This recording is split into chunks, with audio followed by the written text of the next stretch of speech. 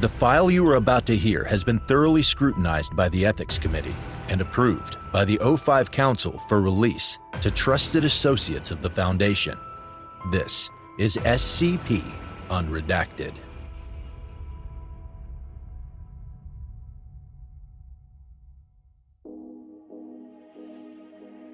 Item number SCP-6078. Object Class Keter. Special Containment Procedures. During manifestation events, all passenger vessels traveling within 50 kilometers of the anomaly are to be redirected. All satellite imagery taken between the hours of midnight and 11:59 GMT during manifestation events is to be edited, with all images of the anomaly removed. Any suspected civilian sightings of the anomaly are to be intercepted by Mobile Task Force Omega 54, the Flying Dutchman, with Class A amnestics administered to all witnesses. Any anomalous items discovered on the anomaly are to be transported to Site 234's containment wing. Information and technology may only be exchanged with inhabitants of the anomaly with Overseer approval.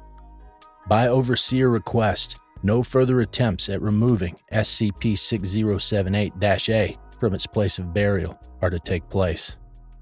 Description: SCP-6078 is an island with an area of 850 square kilometers located in the Porcupine Bank, roughly 300 kilometers off the west coast of Ireland.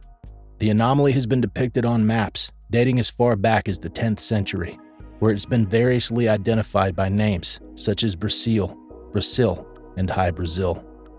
Archaeological evidence suggests that the anomaly was first colonized by Gaelic settlers at some point during the first millennium BCE, with the island currently populated by approximately 60,000 non-anomalous humans.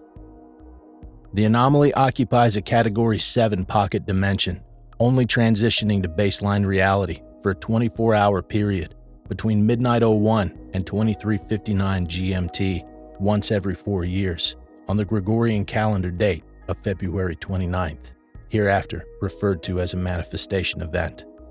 Between manifestation events, the anomaly is surrounded by a thick mist, and the area occupied by the island is instead immersed underwater. Additionally, travel to and from the anomaly during this state is impossible through non-anomalous means. Any vessel that travels further than 25 kilometers from the island will vanish and rematerialize at an adjacent point on the island's shore.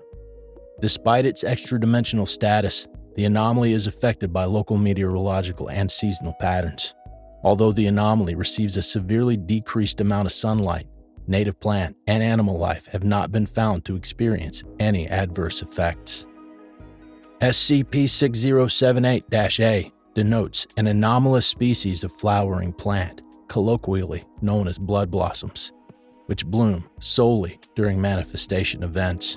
While highly poisonous to outsiders, -A produces a mild euphoric effect when ingested by the island's native inhabitants and is believed to possess certain medicinal properties.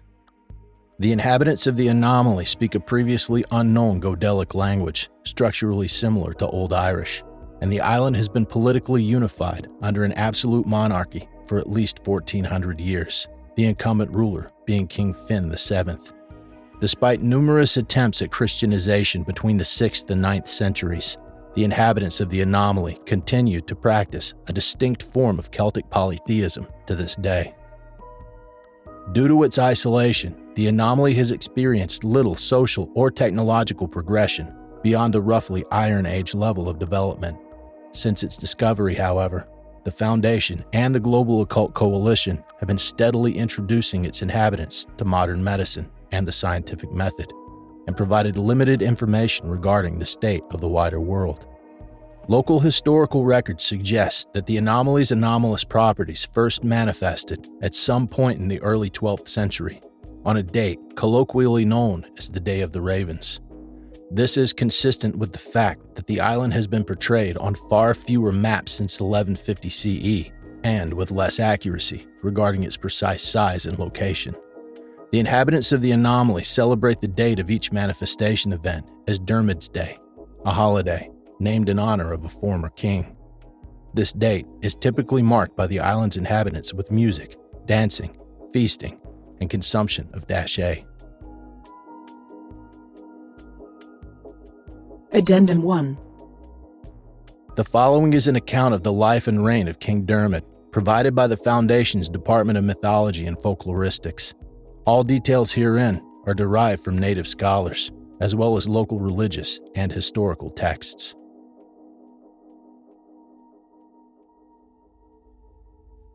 Dermot the Ageless. The mythical King Dermot is identified as the final king of Brazil prior to the Day of the Ravens. Sources consistently describe Dermot as a fair and just king who was born on a leap day, and as a result, aged only 1 year for every 4, later earning him the moniker of Dermot the Ageless. Dermot is said to have had 7 wives, each of whom he married 7 years apart. The first of these was Uma, an elderly witch who was born the same day as her future husband, although did not possess his supernatural longevity. Uma concocted a magical potion, causing her to appear young and beautiful in the eyes of others, thus earning the king's love. However, on the occasion of their first anniversary, the pair received the gift of an enchanted mirror, which, as fate would have it, reflected the witch's true appearance.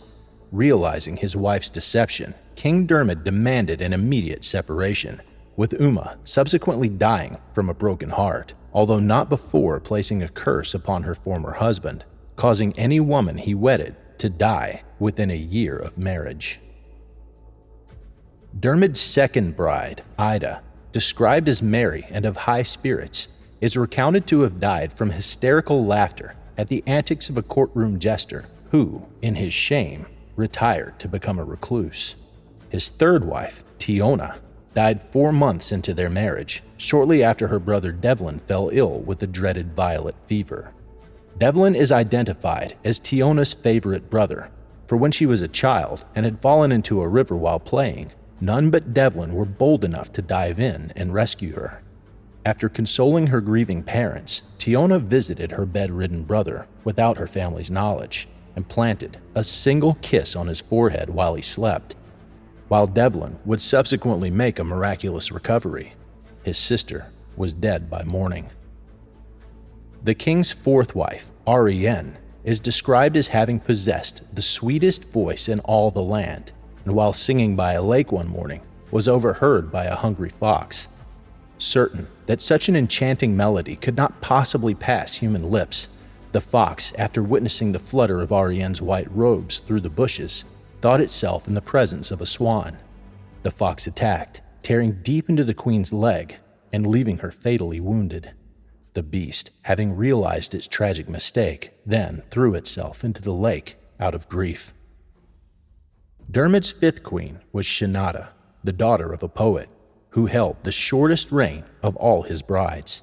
She is stated to have died on the day of their wedding, falling from her horse after having become distracted by the sight of a beautiful rainbow. Her successor, Aithna, was kidnapped 5 months into her reign by Granin, a hunchback who had grown infatuated with the young queen and plotted to escape with her to Ireland. When her captor demanded she prepare his dinner, the wily queen took the black rose she wore in her hair and placed it in his broth. After completing his meal, the hunchback noticed a single stray black petal in his bowl, and realizing he had been tricked, strangled Aithna before succumbing to the flower's poison. Seizing Granin's cloak and spear, Aithna headed for home on horseback. That night, Dermot, who had sent out his guards in search of Aithna, heard 3 knocks on the door. The ageless king demanded this visitor identify themselves, heard no response, and peering out the window, saw only an armed stranger clad all in black. Dermot, in his fury, then struck the intruder with his sword, and after removing their hood, found the face of none other than his beloved Aithna, who had been unable to speak after being strangled. The ageless king's 7th and most documented spouse was Queen Kaoma. Try as she and her husband might, they were unable to bear children, and, against her husband's wishes, Kaoma sought the assistance of a local witch. The wizened sorceress offered a solution, inquiring as to whether Kaoma would prefer a son or a daughter. When the young queen voiced her desire for a baby girl, the old witch presented her with a silver seed, which she instructed her to plant in the royal garden on the night of the next full moon, before providing it with 3 drops of milk. The witch promised that if Kaoma consumed just one of the flower's petals, she would become pregnant with a baby girl, although warned her, under no circumstances, to eat more than one of its petals. Weeks later, Queen Kaoma did as advised, and as predicted, a silver flower appeared early the next morning. After eating a single petal, the queen found the flower to be so delicious that she consumed all 12 at once. This lapse in judgment caused dire consequences for Kaoma and her husband, and in the following months her belly grew so large as to leave her bedridden. Shortly thereafter, the queen gave birth to a total of 12 daughters all at once, all of whom were noted for their bright green eyes and hair as a result of their supernatural origin. Kaoma died from exhaustion shortly afterwards. Having lost 7 lovers throughout the years, Dermot never married again and remained fiercely protective of his dozen daughters, refusing to marry them off to any of his kingdom's noblemen. One fateful morning, King Dermot, who was by now over 120 years old, although still physically a man in his 20s, went for his morning hunt, alone, as he often did, his supernatural longevity causing him to have outlived his nearest friends. Upon his return, Dermot found his palace had been ransacked by a race of barbaric invaders, described as hailing from a mysterious northern land where the sun does not rise, the stars cannot shine, and the moon is too frightened to show her face.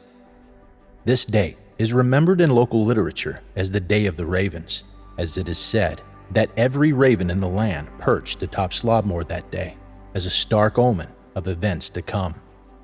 With his daughters captured, his finest soldiers dead, and his people hopelessly outnumbered, Dermot set out to a nearby temple, which he found that, like his palace, had been ransacked for its gold and precious jewels.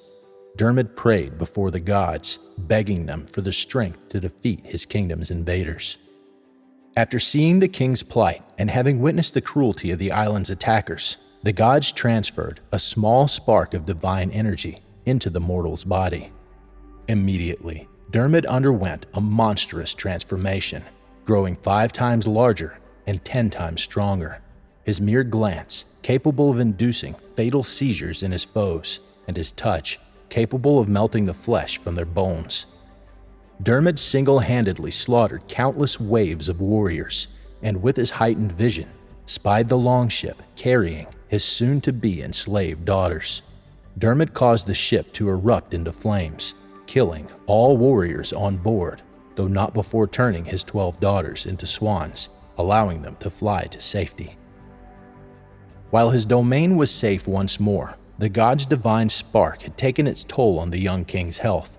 The powers of a deity are not meant to reside within a mortal framework, and by the time the last longship had retreated from the island's shore, King Dermot was at death's door. With his last ounce of supernatural strength, the king removed his cloak, which he threw to the skies, encircling his kingdom and permanently sealing it from the rest of the world, thus protecting it from all future threats. As Dermot lay dying, his body so disfigured that even the ravens refused it, the king's vital fluids became blood blossoms. Every leap year, as the blood blossoms bloom, Dermot's 12 daughters, still in the form of swans, lift Brazil's great veil for a single day, allowing the light of the sun, moon, and stars to shine upon his subjects. Addendum 2.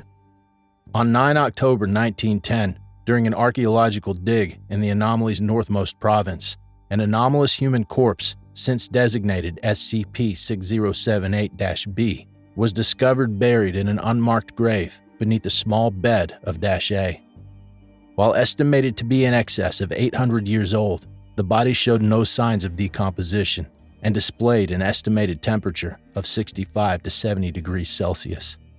The precise cause of death remains indeterminate, although the body showed signs of 4th-degree burns, and multiple cancerous growths were found located on the face, limbs, and torso.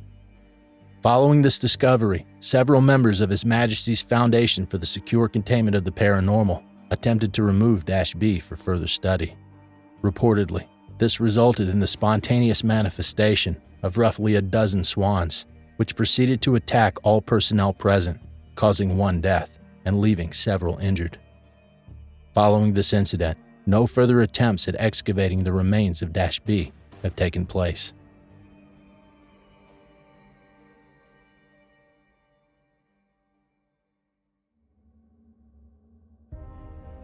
Thank you for listening.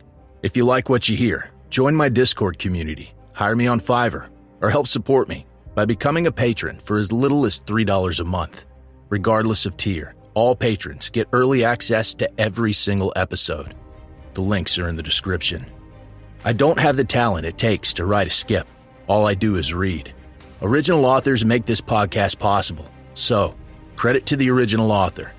Their link's in the description. Show them some love as well.